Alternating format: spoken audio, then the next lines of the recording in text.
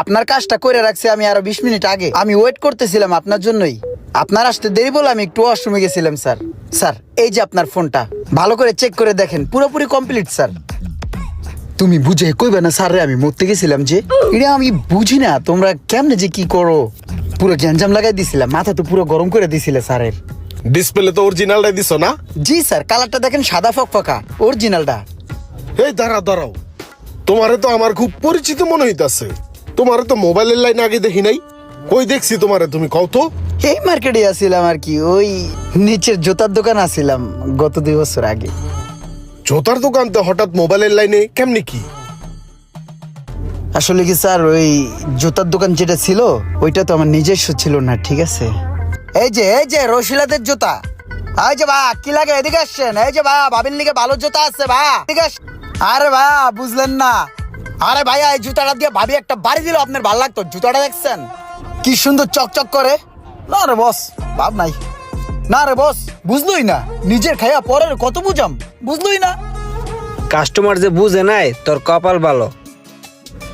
Customer বুঝলে তোর জুতা দিয়ে পিটাইতো। হারামি কনকার, এমনি করে কেউ কাস্টমার ডাকে? ভালো কথা একটু কইছিলাম। জুতার কালারটা দেখছেন, স্টোন গুলো দেখছেন, বুলডুজারটা গুতাইলে উঠবো না।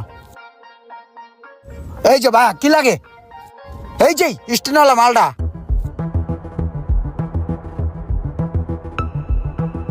ভাই কি লাগে? স্যান্ডেল পরেছেন মানে জুতা লাগবো? ভাই এদিকে আসেন। ওই চামড়ার জুতাগুলো দেয় তো, অরিজিনাল গুলা। ভাই আমি নিজেই দেখাইতেছি, দাঁড়ান, কর্মচারী আমি নিজেই। এই যে ভাই মালটা দেখছেন, পুরো চামড়ার। বস দেখি জুতাটা খুললেন, পরে একজন লাগান। ওয়াও সেই লাগছে বস, পুরো খাপে খাপ। বস 40 কোট খাইছে। ব্যাগটা দেন, ভরে দেই। চেহারার লগে যে গেছে না আমার জুতাটা, সেই পুরো নায়ক। বস আপনার চেহারাটা হলো প্রিন্সের বাচ্চার মতো, আপনি কোনো জায়গায় যাবেন না। আপনার যে গেটাপের জুতা মুজা লাগবে এটা আমি বুঝি। আমি বুঝছি বললে কিন্তু এক চান্সে জুতাটা খাবো হয়ে গেছে গা। আয়েন বস, আসসালামু আলাইকুম, দোয়া রইলো। এই রোমান, কি অবস্থা? ভালো আছিস নি? এই তো ভালো আছি, তুই ভালো আছিস? ইমরান, হ্যাঁ পরিচয় হও। এইটা হইলো আমার মামতো ভাই, বুঝছো? হেই ব্রো, কি অবস্থা, ভালো আছো? এই তো ভালো আছো না? মামুন ও হইলো আমার দোকানের সবচেয়ে ভালো সেলসম্যান, বুঝছস? আর ইমরান শোনো, ও আসলে বিদেশে ছিল, বুঝছো? আচ্ছা। দেশে আসছে কিছু একটা করবে। আমি চাইতেছি যে তোমার লাগে থাইকা আমগো ব্যবসাটা কিছু একটা শিখুক। হ্যাঁ ব্যাপার না, আমি আছি তো। হেই ব্রো চলে, বস ঠান্ডা খাওয়া নিচেতে। রোমান বয়, আসতেছি। ওই ভা টাকা ঢুকে আছে পকেটে। রোমান, আমি এই 1 মাসে যা বুঝলাম, বুঝছোস, এই দোকান ডুতে 2-3 জন মানুষ লাগে না।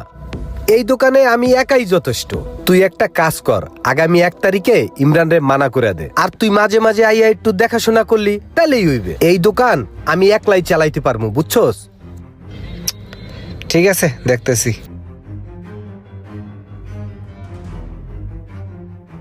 অনেকদিন হয়েছে ভাবতেছি তোমার একটা কথা কমু। কি বস, টেনশন এনি প্রবলেম কইলেন কি?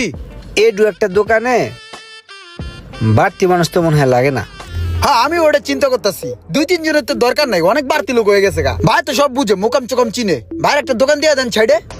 আমি আসলে ভাইয়ের কথা চিন্তা করতেছি না, ভাইয়ার আমি ঠিকই আছি।